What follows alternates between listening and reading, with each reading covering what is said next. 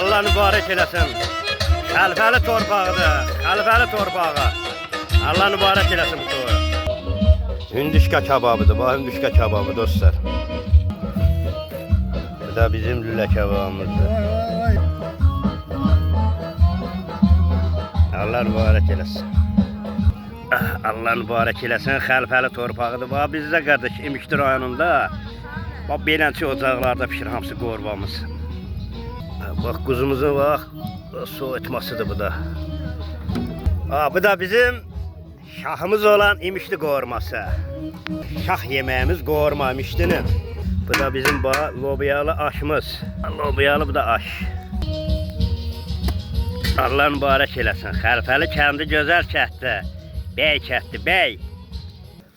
Bu da bizim mangallarımız yanır. Başlayırlar bu pişirməyə.